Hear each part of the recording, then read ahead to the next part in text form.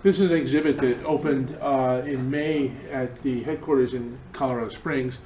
What's exciting for me right now is that in the next, well, right now we have our virtual tour ready to go, so you can actually see this online and literally in the virtual world, walk through the exhibit and see not quite everything yet, but we will have everything very soon. But 90% of the objects and everything else are in the cases virtually and available to be seen. So what we'll start with is just a discussion of the exhibit and what it's all about, and then show some highlights from some of the cases, and then we'll actually go online, assuming that IT stuff all works well. It's working before, so we'll keep fingers crossed that we don't have a loss of connection or something.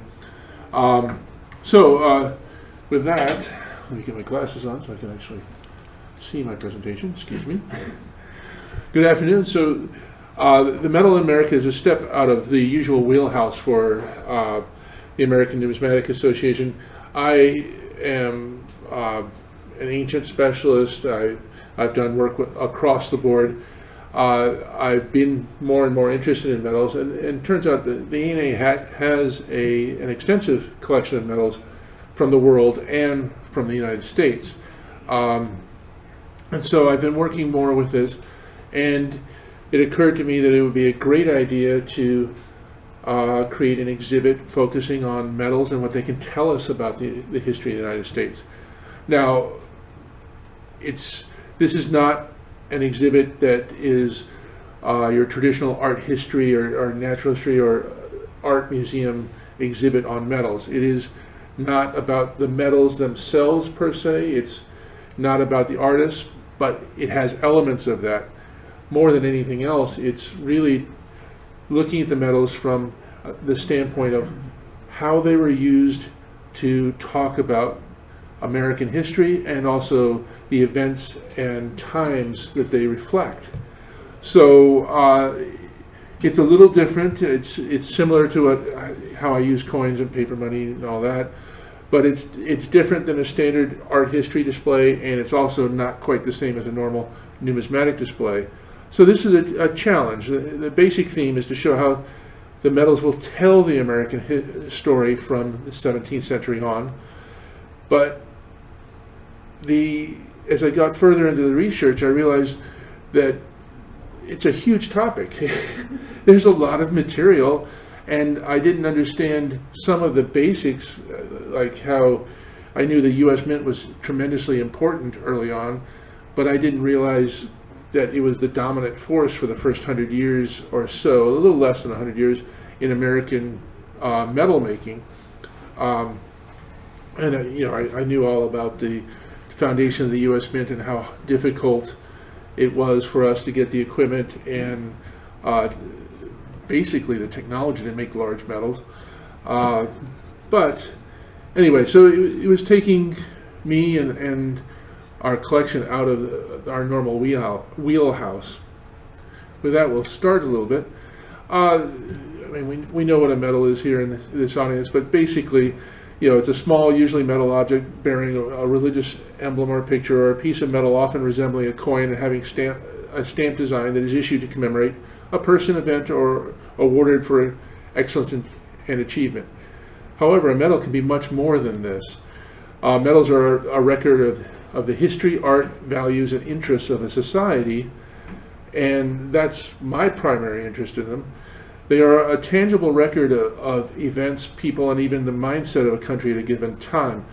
This exhibit features medals produced with American topics or in the United States from the 17th century to the present day, using them to paint a vibrant picture of our nation's past and present through medallic art. Now, to really get a handle of the topic of where are medals from, many of the people that I deal with that come into the museum will ask, well, where do these medals come? How did they start? And modern medals were basically introduced as they appear now in the 14th century, during the Renaissance in Italy, the beginning of the Renaissance. They are associated with the rise of humanism and the celebration of the works of mankind, as opposed to the earlier focus on religious themes. Inspiration was drawn from the ancient past, especially the coins and medallions of ancient Rome. With the dawn of the Renaissance, realistic works of art, especially portraits, began to be commissioned by wealthy rulers, aristocrats, and merchants to celebrate themselves, their families, and their accomplishments in sculpture or painting. This is the rise of the interest in the individual and humanism in general. And so it turns out this is the time frame when a revival of sculpture and portrait painting was beginning, and you had great masters producing this material. But it turned out that metals fit a very specialized niche that was needed and in demand. Basically, with the advent of Pisanello and the school of Italian artists that were sculptors or painters, they created a metal, an object that could be passed around, was relatively inexpensive for these wealthy individuals, so that they could make numbers of them and distribute them among friends as birthday presents, or for their wives, or for celebrating any events they had, or for political reasons. Now, so some of these were produced as works of arts and awards for competition. Others were created to celebrate the activities of social clubs and events ranging from agricultural shows to coin conventions or political campaigns eventually. This is, once the metal had been accepted, it began to spread throughout Europe and then to the world over a period of about 100 years, and the French adopted metals, the British adopted metals. Yes, sir? Just a quick question. Did metals also have an attraction because, at least in the 14th century, modern perspective, an idea of perspective really wasn't developed that well until you get about, probably in the 16th century, it started to flourish in painting and visual art. So the metals were the only really thing where you could get almost a 3D representation of a person or it's a blend, yes, because you end up paintings. Yeah, by the 1400s, they're experimenting with perspective and to some extent recreating what the Romans and Greeks could do, and then they went beyond that, well beyond that afterwards. But the metal was ideal as a new thing, partly because it's three-dimensional, it's small, you can hold it, it's transportable, which you can't really do with a large statue, and the paintings were also not in the same way. Well, in particular, they're not reproducible in the same way. I mean, you could copy paintings, but it was relatively expensive and time-consuming, whereas a metal, once you created it, you can make copies fairly quickly. So, anyway, that became the basis for what we do today, what we know of as metals, and they've gone well beyond that. Unfortunately, we also have developed new techniques so that metals have diverged, so you've got art metals and you have the metals that used to be produced in the same ways. So you have, the mass-produced trophies in cheap metal that are flatly produced. But there are still beautiful metals being produced today, and the exhibit will come along with that as well. We'll talk about that. So here's a map of the exhibit. It's basically organized more or less chronologically. So we go from the right, where we talked about metal manufacturing, striking and casting. We have some interesting pieces in there, and we feature some of the Renaissance metals that the ANA has, mainly due to one of the members of our MCA organization, David Menchel. He's been very generous. Here, but he didn't make it. Yeah. Hopefully he'll be able to make it later, and then it goes around to the right and then circles back and then back and forth as you go through the exhibit. And we'll see that in a virtual sense soon. So metals are traditionally made in one of two ways. They are either cast or struck, and the first metals in the 14th and 15th centuries were cast because the technology to strike such large pieces did not exist. This is also a time when the screw press is just starting to come into use, and they hadn't gotten, in particular, the technology of how to produce the screw down well enough to use it for large objects in metal. Now, by the 16th century, it became possible to strike large metals for the first time. Since that time, striking has become the preferred method, with casting confined mostly to art metals and private commissions. Now, that's changing a little bit today, where it turns out some of the newer artists in metals have rediscovered casting, in part because of sort of a disarray in the United States with the private metal producers, Mako, going out of business. Yes. Hi, David. Your ears must have been getting red because we spoke of you just a second ago. Basically, I was thanking you for basically creating our Renaissance metal collection, and then we'll talk about some other metals. But thank you. So now we'll go on to discuss the Renaissance metal. Because we had these metals, I couldn't help myself in wanting to put some of them into the exhibit, at least from the standpoint of explaining how metals are created. And it turns out that they're at the very end of the Renaissance metal period. There were some metals that actually qualify, and they mention the new Western world, as they would have put it. So it's actually not a stretch. When Antonio Pisano, better known as Pisanello, sculpted his first metal, he did not invent a new art medium altogether. Instead, he adapted the form of Roman medallions that had existed from antiquity and created a new format, the modern portrait metal. This new art form uniquely expressed the revival of an interest in classical antiquity and the desire of Italian elites to immortalize their accomplishments and fame like their ancient Roman predecessors had. They were surrounded, as they became more interested in the works of their own contemporaries and all that, they were surrounded with the monuments and remains of the ancient world, and many of these featured individuals in the form of on coins and medallions, and it struck a chord with the new spirit of the age. So this combination of sculpture and painting resulted in a transportable artwork that perfectly fulfilled the desire for the personal and cultural immortality achieved by Rome and individuals such as Julius Caesar, Cicero, and the Roman emperors. So it was a form that came into being at the right time in the right place. Pisanello's first work was inspired by the momentous visit of the Byzantine Emperor John VIII Palaeologus to Ferrara in Italy in 1438. Accompanied by the Greek Orthodox Patriarch Joseph II, John VIII met with the Pope Eugenius IV in an attempt to reconcile the Greek and Roman Catholic churches and to enlist Western aid to defeat the Turks, who would well, unfortunately, it was unsuccessful. So the Turks would sack Constantinople and end the nearly 1,500-year history of the Roman Empire just a few years later. So now we'll move on to the history of America and how it appears in metals. The American colonial experience began with metals and is outlined.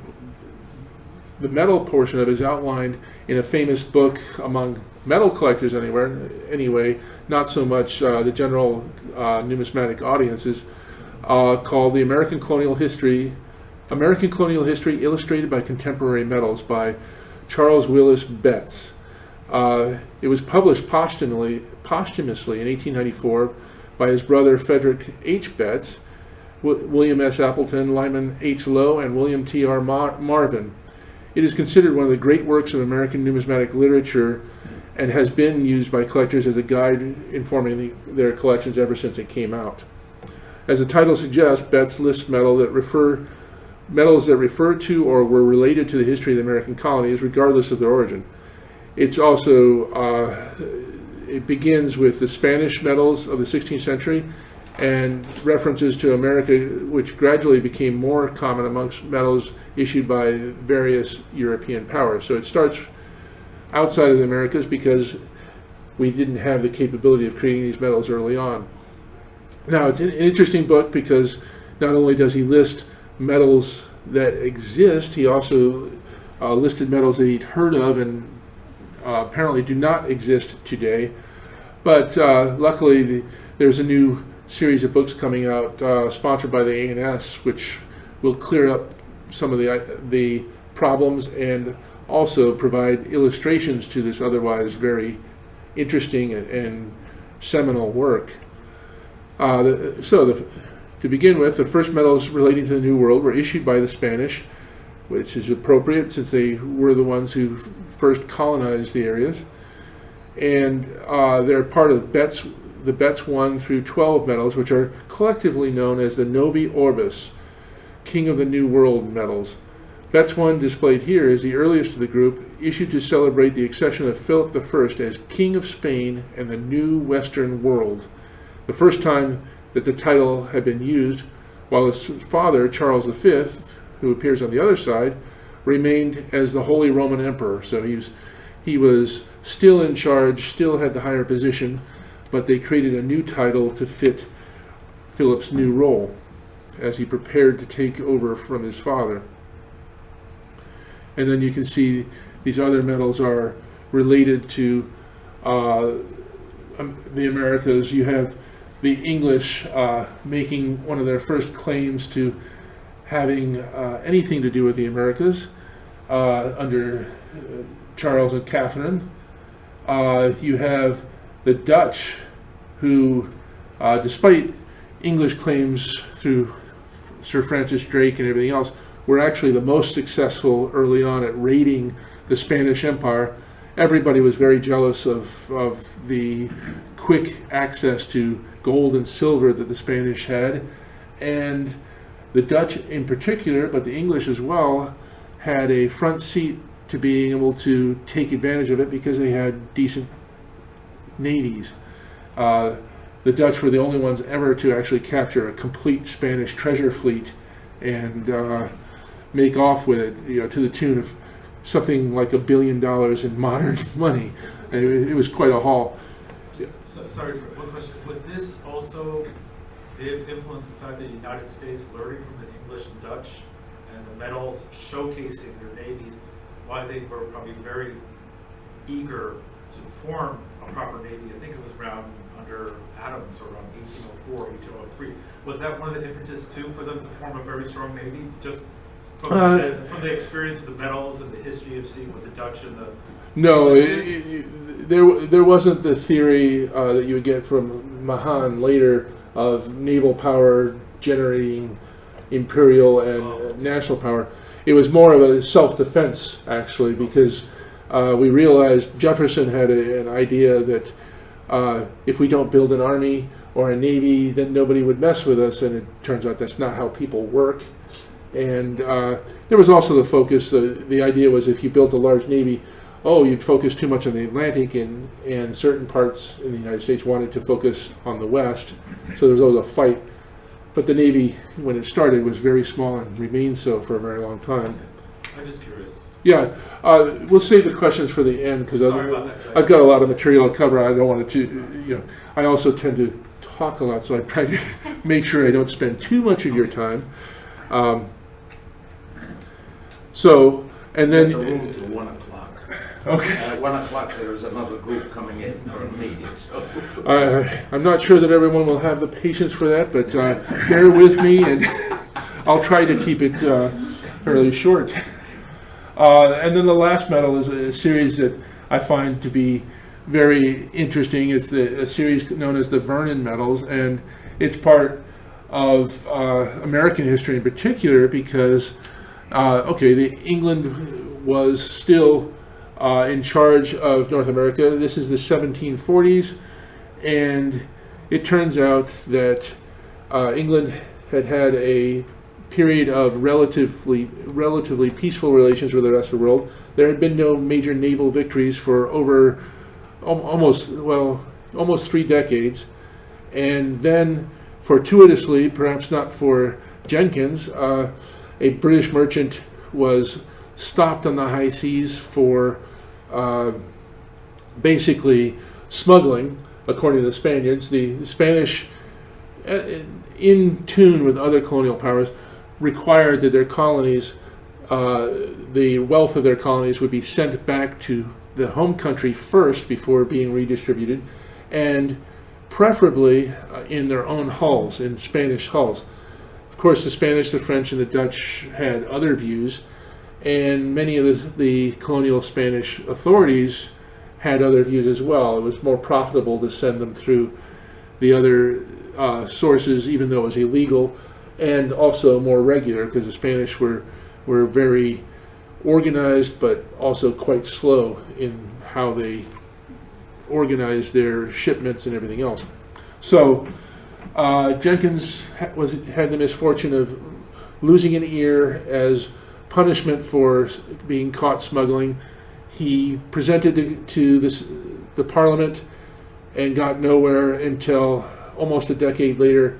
It coincided with general dissatisfaction of English merchants in particular with the Spaniards, and Parliament decided to recognize his argument. And Admiral Vernon, who was a member, he was actually a commander at the time, he had not quite made admiral, basically, as a member of Parliament, stood up and said, I can fix this problem. Give me 6 ships, so it'd be inexpensive, and I will go to the New World and I will set things straight. And he caught the imagination of the public at the time, as well as the other Parliament members. They gave him the 6 ships. They figured, well, if he loses, 6 ships is not a big deal. If he wins, that's great. We've done it on the cheap. And who knows, he might bring home a Spanish treasure fleet. So he headed west.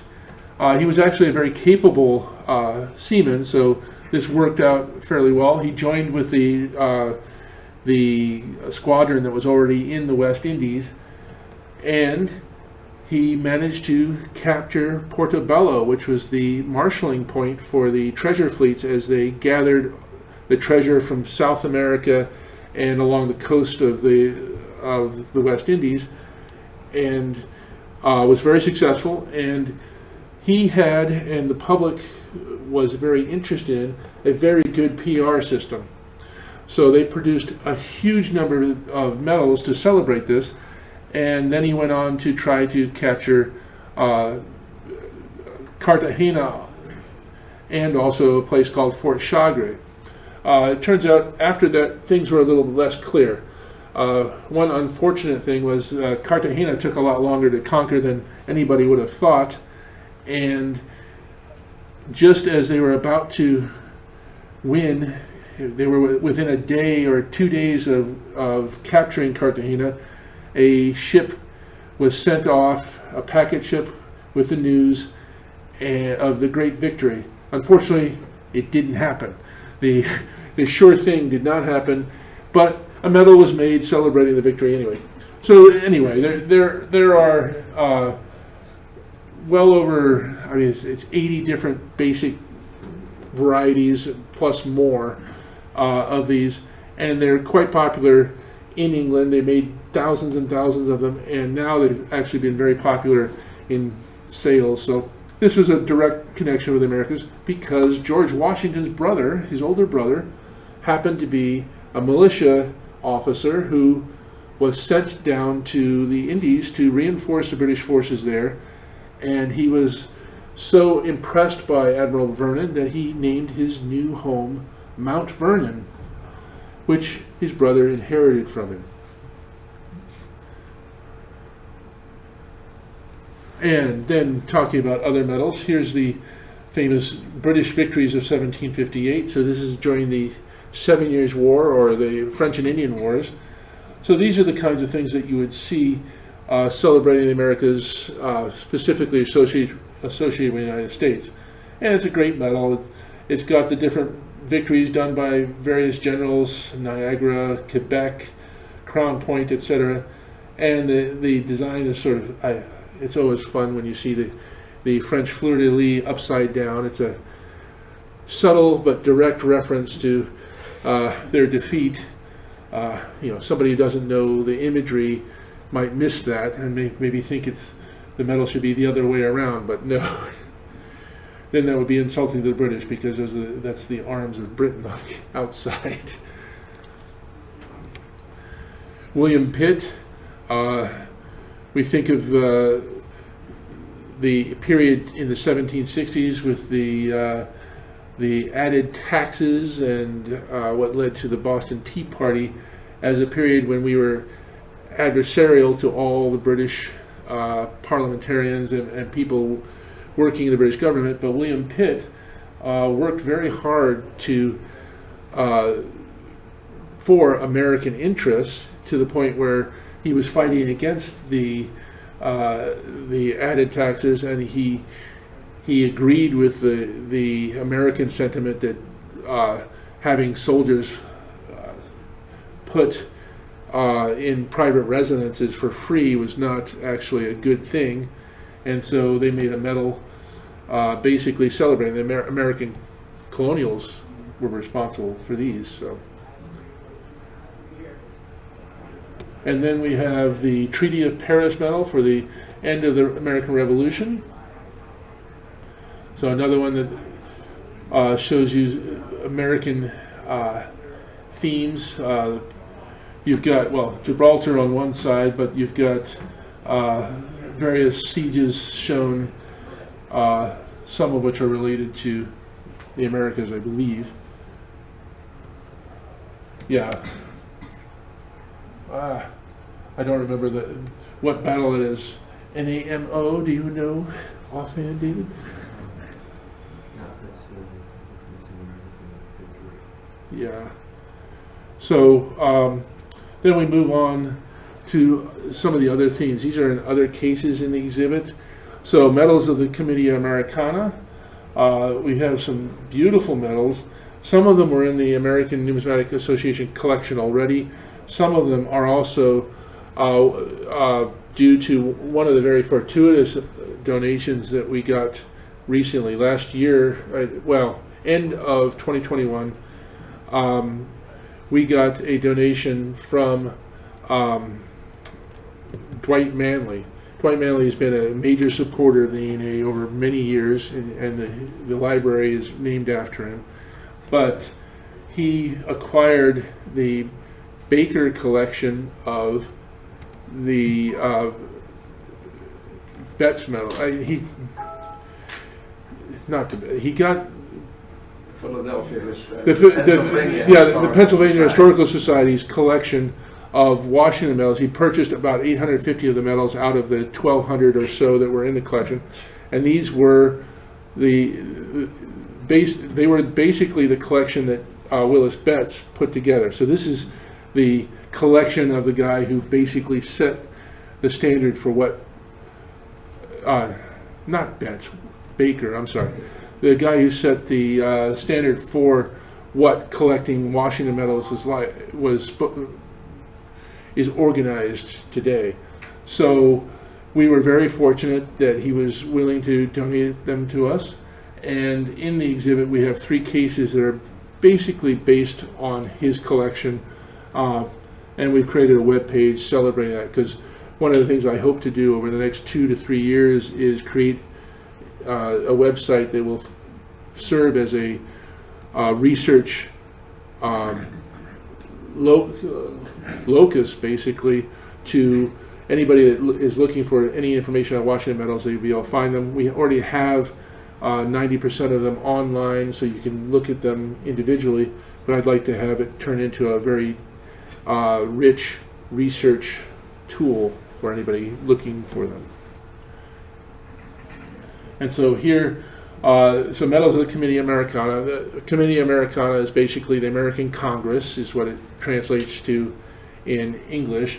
And these are the first medals that were, so the Washington before Boston medal was the first medal issued by Congress. Now, I mentioned earlier that United States, the U.S. Mint at this point did not exist, and the United States did not have any capability for creating large medals. No one privately or publicly had the ability. So we went to one of the centers of very fine metalwork who happened to be an ally, the French, and we commissioned them to produce medals for us. And they produced some absolutely beautiful medals, including this by Duvivier. And it took a while for these medals to come back to the United States. We had to pay for them, and finances were difficult. But after 1781, things got a little bit better, and by 1783, we were in full production. And some of these medals took a while, even more than a decade, to get to their intended recipients. But they did arrive, and what they did was produce them with one, typically a gold medal that would be produced for the honoree, and then silver to various VIPs, a few silver, and then depending on the particular issue, anywhere from around 100 to several hundred bronze pieces. Later, the U.S. Mint picked up on these dies and was able to reproduce them over many years. The Paris Mint has always reproduced medals as they're ordered. They didn't have any big problem with a medal that was produced in 1783 being reproduced in 1902 or something if somebody wanted it. So that's created, some of these originals are quite rare and very collectible, but some are also quite available in later strikes, which makes them an interesting series. They're basically 12 medals if you include the Libertas Americana, which is not quite a Commedia Americana. It wasn't actually commissioned by Congress. It was commissioned by Benjamin Franklin as a personal medal for personal, but also for U.S. purposes. He was representing the United States, and he felt that it would be important to have some medal that he could give out as a token of gratitude for support of the United States. So here's some other medals that we had to show here. This is actually a medal for the war against France. So this is before the War of 1812. But the U.S. Mint had basically proven that, well, Congress had gained a taste for giving medals to our famous heroes. It was something that was a good idea. It was popular. And the Mint began to have that capability by the very end of the 18th century. Around 1800, they started getting equipment where they were capable of making larger pieces. And then they were stuck with the problem of having to get designers that were capable of designing such medals, which they did with people like Fürst, and so a German who came over and worked for many years behind the scenes. So the next series was the War of 1812 medals, celebrating all of the military and naval victories that we had, some of them very small, many of them quite momentous and very popular. Great ways of showing that despite the burning of Washington, we were doing okay.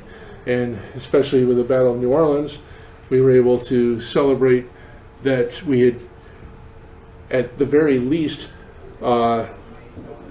set the British Empire, the most powerful naval power and most powerful military economic power in the world, we'd stopped them cold and prevented the reconquest of the colonies, which some Brits were actually looking for. So we have the Captain Johnson Blakely Congressional Medal. Unfortunately, in American history, the War of 1812 is not very well known by school children. We don't have a lot of time spent on it, so we don't actually, most average people do not know the different battles. We'll know about the victory over the Guerriere, and we know about Old Ironsides and things like that, but we don't know about all of the different victories that were celebrated, like the victory of the Wasp over the Reindeer. Different small battles, but it reiterated the fact that American frigates and small ships were quite successful, outstandingly successful against the British in small battles. And then we had land battles as well. Now you'll note that this is a War of 1812. The peace happened in 1814, and yet this medal was actually struck in 1824 and distributed actually a little later than that. And it's by Moritz first. It took Congress a long time, and it also took the U.S. Mint a very long time to get the resources together to produce the medals. The Mint was essentially struggling to keep up with the need to produce the national coinage, and so producing a few medals to celebrate a victory here and there was not their primary mission. So all of this went back on the back burner. So some of these medals were not actually issued until the later 1830s, the last of them. Now, after the war, after the U.S. Mint completed the medal series for the War of 1812, there were no new opportunities until the Mexican-American War of 1848. Now, 1846 to 48. By that time, government interest in celebrating military leaders had waned considerably. The Democratic federal government was here to stay. People had accepted it. You didn't have to celebrate that, hey, our new government is powerful enough to stand up to the British and is here to stay. So there was less interest in that kind of celebration. We were mostly focused on how to go westwards, and certainly not very interested in any naval victories at the time. Now, part of this was also financial. It was expensive, and again, the Mint was focused on trying to produce enough coins. So what this did was it opened the field to private issues by the individual states, some of which were produced by the U.S. Mint, but others were produced by private minters, which began to go into production at this time for various reasons. Largely because the Mint, which had been the main source for domestic metals, didn't have the time or bandwidth really to make enough. So, nevertheless, medals were issued following the spectacular victories of the American forces, and a new crop of heroes made their appearance on the American stage, including two future presidents. The Civil War presented an opportunity for medals as well, but the medals department at the Mint was in disarray, and the government interest in them was even lower. Nevertheless, several medals were made, notably to honor General U.S. Grant for his victorious campaigns during the war. Many private medals were also produced, the first of which commemorates the bravery of the soldiers who defended Fort Sumter against impossible odds. So here's one of a series of medals. There was a gold one that was produced for Major Anderson, the commandant of the fort at Fort Sumter, and then silver examples were given out to his officers, and pot metal or white metal pieces were produced for the soldiers themselves, and some were apparently produced for the public. Pretty rare metal overall, though. We are fortunate to have one in the collection. Now we move forward into the more modern period. So since the Spanish-American War, American medals related to wars have focused on the bravery and contributions of the men and women involved, vilifications of the enemy, the Red Cross, and relief efforts for the victims of war. So the idea of creating a singular hero and giving them lots of credit for the war has faded somewhat, and now we tend to celebrate more the people that are involved, the average soldier, the victories themselves, things like that. Many were issued by private artists or organizations. The U.S. Mint currently offers a series of medals commemorating the branches of the American military and the Coast Guard, along with their accomplishments, especially during World War II. So here's an example of a medal that was produced privately for a charity in the United States to basically raise money to help the heroes and orphans of the French army in World War I. But it's produced by a famous sculptor and also medalist, Paul Manship.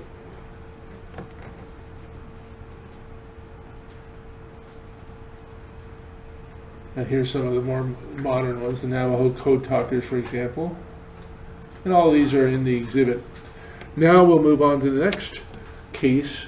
Basically, we have a good collection of Indian piece medals, but they are almost all of them restrikes, and they so we have most of the types, but they're pretty much all the modern post-1900 restrikes, with a few earlier restrikes, and with one notable exception, an original. Here, one of the things we're very fortunate in is we were able to borrow some very nice pieces, including this George III Happy Wall United Peace Medal.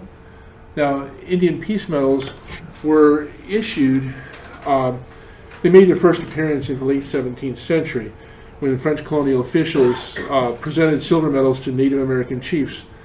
Giving medals became an established practice of European colonial powers in North America, including Spain and Great Britain, that lasted until the pretty much close to the end of the 19th century. Well, the end of the 19th century, actually. The United States quickly realized that medals were an important part of Indian negotiations soon after we gained independence. France first presented medals honoring the birth of the Dauphin, the heir to the French throne, in 1693. These medals were replaced by medals specifically designed for presentation to Native Americans, with the legend Onus et Virtus, and the image of two warriors shaking hands, one dressed as a Roman representing France and the other representing an American Indian. Let's see. Well, we're not ready for that yet. So, first struck in 1764, the Spanish medals recognized the authority of the chief and his people's allegiance to Spain. So what happened was the natives were very interested in the medals, particularly early on. They didn't have the technology to make them, so it was something that was special, unusual, and these medals were given as diplomatic gifts between the peoples of the colonial power and the peoples that the chiefs represented. So they were considered important from that standpoint, but they also became an important element in native politics, in that if a chief was recognized by a colonial power, they gained prestige and power among their own people. And so that was one reason why it became more and more necessary to produce these medals in order to get the attention of the people that you were trying to make treaties with. So the competitive nature of these exchanges increased over time as authorities required that any medals, flags, etc. previously received from other nations be exchanged for new ones of their own in order to guarantee alliances. When American representatives awarded Indian peace medals, they followed existing European practices, and in keeping with this European tradition, American medals were produced in silver in different sizes, normally 3, for the different rankings, often based on European or American local officials' opinion of who was more important, which could cause its own problems. And they basically would use the image of the current president, designs celebrating friendship, plus the benefits of civilization. I put that in parentheses because it's our ideas of what civilization constitutes, with European-style farming, clothes, and houses. The first American Indian peace medals were issued in 1789 under President George Washington and continued to be produced until Benjamin Harrison's presidency from 1889 to 93. Around the middle of the 19th century, the U.S. Mint began producing peace medals in bronze for sale to the public, a practice which continues to this day. You can still get medals that are restrikes of the original Indian peace medals. So with that, we'll go on.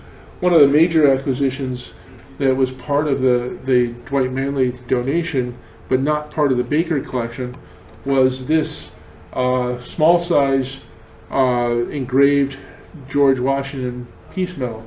It's a 1792 piece, and I was very excited and awed to be able to receive one of these for the A&A. It is not by far the most valuable item in the collection, but is perhaps one of the most important pieces in the collection in terms of history and connection to American history in particular. It's a beautiful piece. It's obviously one that was given and was buried. We have no idea what the provenance is, but it has been put out there so that I've actually had somebody researching it just to make sure that it does not actually come from some known site, because at that point we're required to have the information. But it is apparently unknown as far as nobody knows where it came from. But it is a great example. What's really interesting about these early piece medals is that, as opposed to later medals, particularly after the 1830s, you look at the image, you've got George Washington himself in uniform. He is offering a peace pipe, or they're both handling a peace pipe that they're sharing. But you have Washington standing on the edge of fields with cultivated fields with a plow on the background, and you have a cabin. And the chief is standing in front of a tree with the idea that there's a forest behind him. So they're both in their quote-unquote native setting, and they're negotiating as equals. Both of them have their weapons on the ground, so this is a meeting and a shaking of hands of equals, something that later changes. In part, what this tells us is, A, the U.S. government was still on shaky ground. In particular, when these medals were made, we were in the process of trying to deal with several situations. We had internal rebellion going on. We had the Whiskey Rebellion right around just before then. We also had the British inciting the tribes that were allied to them into attacking the United States. And we also had the southern tribes who were not quite as influenced by the British, but they were looking for, they were resenting the fact that American pioneers were going into their territories, and they were threatening war. So we were desperate to make sure that we neutralized at least one or two of these threats, and in particular, most of these 1792 medals were distributed among the Native Americans that were located in the South. So the Creek, the Cherokee, and other peoples in that area. Now, these medals were highly sought after and highly prized by the various chiefs that received them. Some of these medals became quite famous as they were passed down through family members over generations. They were also treated as not just personal possessions, but also representations for their people of the negotiations that they had with the United States. And so you'll find them often buried with individuals, but also carried on through families over generations. One of the things that we were very fortunate to have is the support of Anne Bentley at the Massachusetts Historical Society. So she was able to expedite borrowing 3 Seasons medals. These are Washington Season medals. So the first medals were hand engraved.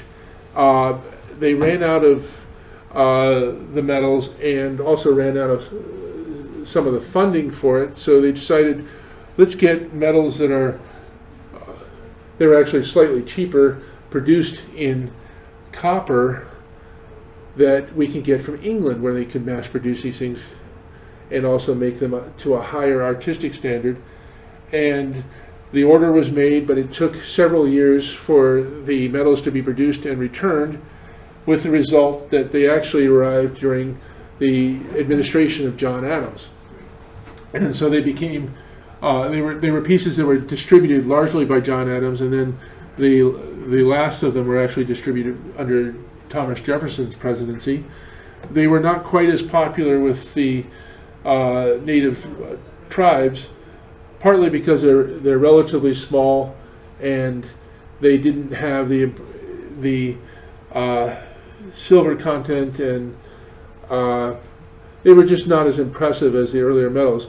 I mean, these medals are essentially a little over dollar size, as opposed to 6 to 10 inches long and 3 to 5 inches wide for the larger engraved medals.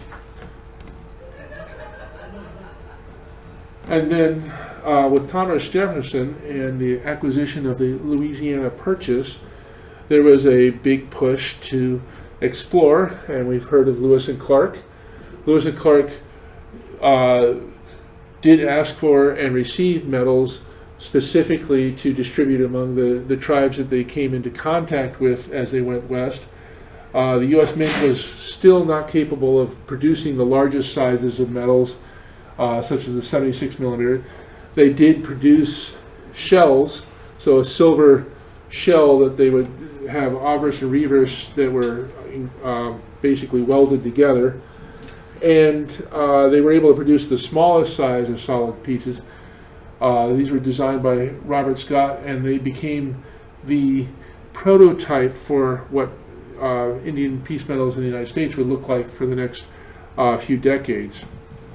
So you have an obvious officer's hand shaking the hand of a Native American who's wearing an armband with an eagle on it. So this is a silver armband that would have been given as part of the negotiations to the Indian, but that way they could identify the two different elements. And you had a hatchet and a peace pipe with peace and friendship on them. And again, this is a time period where the basic concept is to treat the Native Americans as equal partners in this negotiation, and so there's nothing that suggests dominance in any way or the preference of Western civilization or anything else. Now, just to go through this more quickly, you can see here, this is the last of the regular series. The last couple of them were actually produced as ovals, and at this point, the design shows you a major change in philosophy of what these medals were about. Here, by this time, the Native Americans had been defeated. Indians had basically been pushed onto reservations largely, and they were no longer a major threat. So the medal shows the president and all this, and the reverse image is an image of a settler speaking to an Indian chief. They're in their native garb, both of them, but in the background you see a cabin and a plow and all of the things that we were trying to convince Native Americans that they needed to adopt in order to live in the modern world.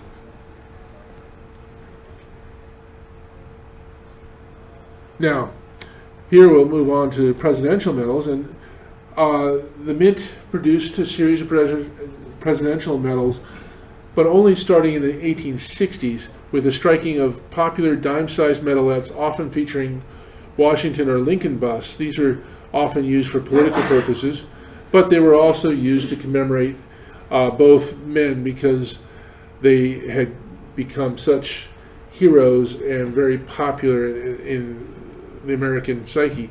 So prior to that time, Indian peace medals were used, they were struck in copper for that purpose. People that wanted to commemorate the presidents for one reason or another would buy the peace medals as essentially what we would call a presidential medal. Starting with Rutherford B. Hayes, the Mint began to strike 3-inch bronze medals for sale to collectors specifically to commemorate the American presidents as opposed to Indian peace medals. The series expanded rapidly with the addition of special retrospective, I call them, medals for Ulysses S. Grant, Abraham Lincoln, and William Henry Harrison. And then over time, the medals were produced soon after each president began their terms, with the exception of medals later produced to fill in the gap for earlier presidents. So you can buy presidential medals that are essentially a knockoff of what a Washington Indian Peace Medal would look like if it was based on Jeffersonian ideas. And they did this specifically because there was a demand, and so why not strike pieces that people wanted to collect so they can have all the presidents in medals that are roughly similar. And today you can still get them. The Mint does not necessarily have all of the medals available at any one time, but they'll produce a series and then make them available until they run out, and then produce another series, etc. Today the Mint still sells them, including the current president in 2 sizes in bronze, 3 inches and 1 5/16 inches, and starting in 2018 in 40.5 millimeters in silver.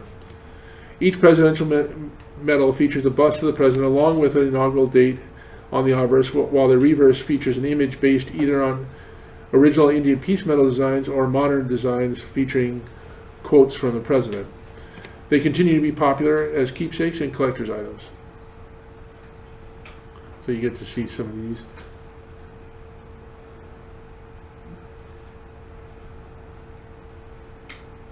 Now, one of the things that happens is, since the Mint was taking a longer time to produce medals, and presidents that were newly elected wanted to have something to distribute, private mints began to get involved, and we'll see some of those presidential medals at that point. You can see them in the exhibit. Actually, I don't have many of them for display here. Another case that we have in the exhibit is the abolition and civil rights case. Early slave badges and medals evoke an emotional response to illustrate the inhumanity of slavery, and we have that in this case. Urban areas issued copper slave badges required to be worn as proof that taxes had been paid on the lease of the slave to do certain types of work. So if they're a mechanic or something like that, you had to, the person who either owned or rented them had to pay taxes on that work. And so this is a way of having a badge saying they are, it's legal for them to work on these types of jobs away from the owner's land or domicile. Now, Charleston, South Carolina, then the second city and the largest city in the South, had the most regimented system of slave badges. Between 1783 and 1789, the city also produced freedmen's badges as proof of a free black person's status. So anybody that happened to be African American would have to wear one of these badges, otherwise they were subject to being stopped and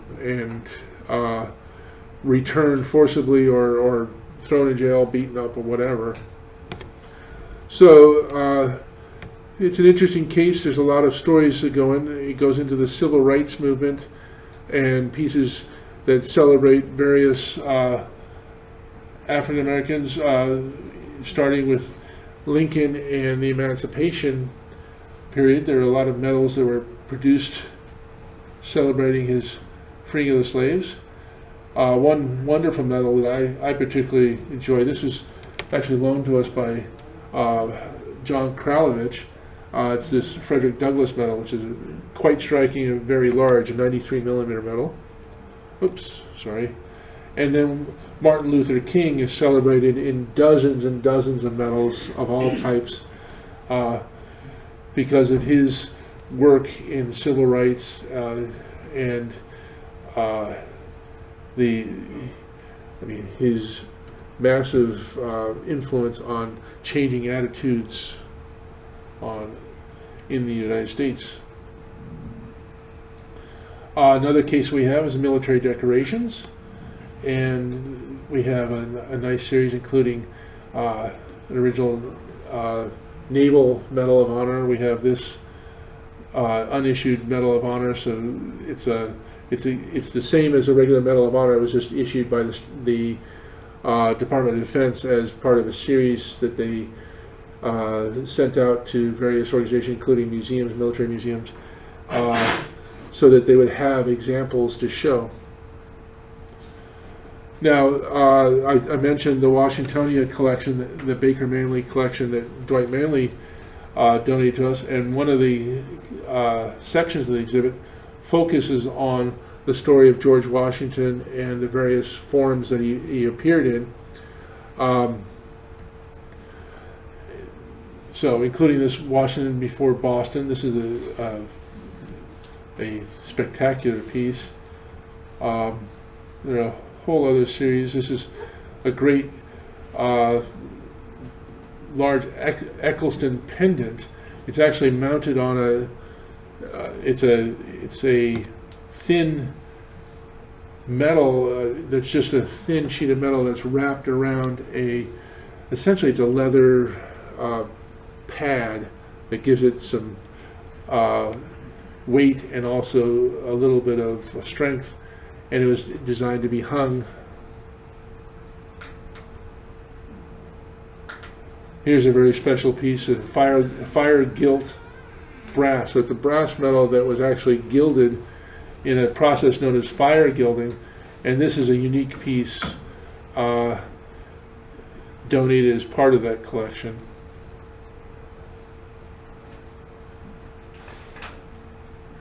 What's interesting is the various portraits of Washington, because we're used to how he appears on the quarter, for example, but some of these early medals show you a number of different portraits that are in some cases quite different.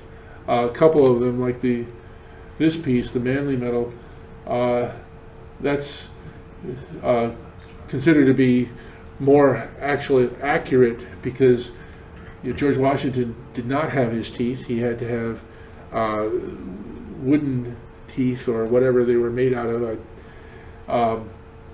And so his jaw there looks more like he probably would have looked like it later in life. I just want to make mention that's also an important piece because it's the first Washington medal that was struck in the United States. Okay. Prior to that, there were medals that were struck. Yes, because this is a 1790, so it's still part of that problem of the mint not having the capability of striking large pieces. But here's an example of a private minting capability that started to be built up. Even these, because of the limited capability, even privately, so these were struck on cast planchets, which had some of the relief already cast into it, so Washington wasn't fully struck up, but it was raised so that the dies didn't have to apply as much pressure to get that image. Yes, and that was the biggest problem we had. We did not have the high technology necessary to actually harden metals, produce the steel that was needed and all that. One of the biggest problems that the U.S. Mint had early on was getting rollers to prepare the metal for striking. Congress had funded the mint, but after funding it, they were very chintzy about getting the equipment necessary, and they were also reluctant to have the mint order the pieces necessarily from abroad. So just the simple rollers, which have to be very strong, well-made cast pieces, were available from England, but we required that due to cost, we had them made at home, with the result that they kept breaking, and so it was cheaper for us to buy English pre-made planchets because we couldn't do it. We're going full circle now. That's what the mint does. Yes. But at least they're domestic these days. Right. At least as far as I'm aware. By law. And they were buying Australian silver at one point, and Congress said no. Yep. And so we have clubs and organizations as well. So we feature a number of medals by the A&S, the A&A, and other clubs, including the Chicago Coin Club over here at the right. So the exhibit covers a number of different areas. The one section, the last section, features art medals, including modern art medals from artists that are still operational, who are still producing medals, as well as medals of the 20th century, which fit more into the modern art medal ideal. And what we'll look at next for a second is I'll give you a taste of the virtual tour. Now, we'll do this full. So this is where our virtual tours start, and it gives you some instructions on how to use it. And so I'll go into explore the exhibit. This is what's called a dollhouse. It's just a three-dimensional map of the exhibit, and it turns into this. And you can do various things over here. But as you walk through, you can click on the various targets. Oops, that did not work. Oh boy, where am I doing here? Okay.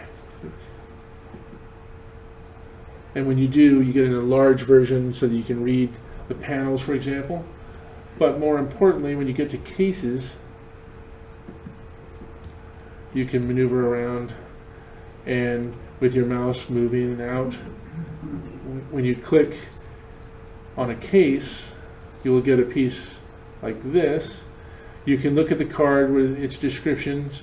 It has more information, for example.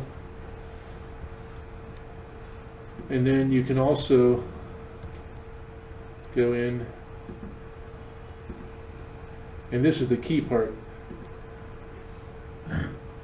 You can click on each medal and get a more in-depth description. Not always a huge amount of information, but certainly more information. And what's great is that you can actually blow these up and see them in much more detail than you can see in real life, actually.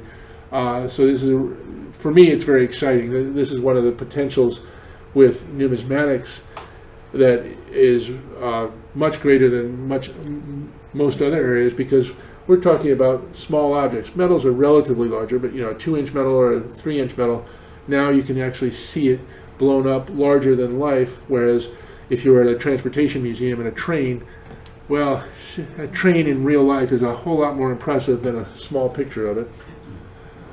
So this is one of the neat features.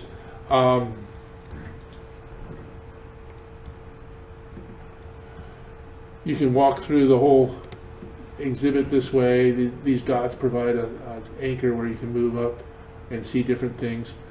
And in this case, we don't have that particular case ready yet, but you can go up to these others, anything that has an anchor. Do you have the videos that we're showing?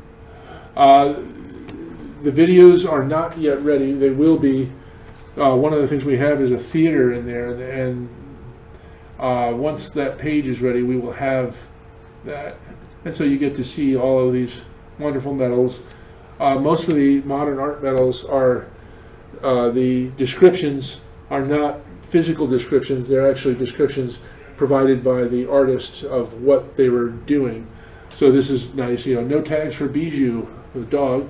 I love the design. It's really cool. A portrait of a friend's little miniature Maltese terrier. She was his dear pampered companion, always in his arms, requiring none of the tags street dogs wear. So that's the concept behind this. This is by Jean Stephen Solomons. So she's a contemporary artist who's doing a lot of medals for public and private. Just great stuff. But that gives you an idea of what you can do with the new exhibit. As you go, you can walk in. Oh, you can see the camera. But There's the video. Yeah, shortly we'll have these all connected, so you can actually get to each of the videos. But with that, I'll open this up to questions. Thank you very much for my long discussion. We'll take a question, guy or two at the most. Anybody has a question? Well, Doug, if I could just make a comment, actually. Yes. Because we're talking about, of course, the United States, the mint medals, and you're showing the military medals, which gives maybe a somewhat kind of limited view of the activities of the U.S. Mint as far as medals were concerned during the 19th century, maybe some less so in the 20th. but in the 19th century, the U.S. Mint was really kind of, it was to a large extent in the metal business, so a lot of private organizations, agricultural societies, Yes. medical societies, schools, what have you, would take and either have dies made privately and just bring them to the mint to have them struck, or would have mint engravers who kind of in their spare time, they would commission the mint engravers to make dies and have them struck there. So of course, there's probably one of the best numismatic books ever written. It's Bob Julian's book Yes. on the metal of the United States Mint in the 1800s, and it's amazing when you look at them. So aside from those, there were also other important people, industrialists, maybe not so important people who had portrait medals and things constructed during that time. And when you look at Bob Julian's book list, it just has hundreds of medals. Yeah, we went through his book, and one of the major sections is, like, for example, this is part of the U.S. Mint Metal section, where we have 3 cases that focus only on mint metals that include some of the agricultural metals and things like that. And we have medals of the Society of Metallists, all these others, but way too many to be able to describe. Thank you very much, guys. I'm sorry, but there is another meeting coming in. I see they already showed up. So, the young numismatist, one last pitch.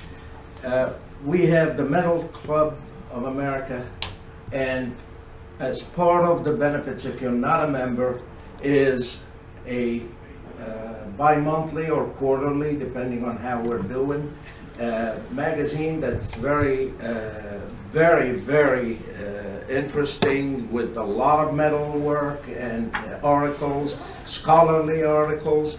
And we have an annual medal. This is our latest medal here that we put out every year. So that's part of the benefits of being in the club. So if you are not a member, we would welcome you as a member. Okay?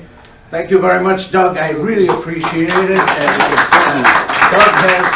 I have some handouts. If you're interested in going to the website, I've got QR codes that you can use your phone on and click and see the virtual exhibits. They work beautifully on a cell phone, actually, so it's quite nice. Yeah,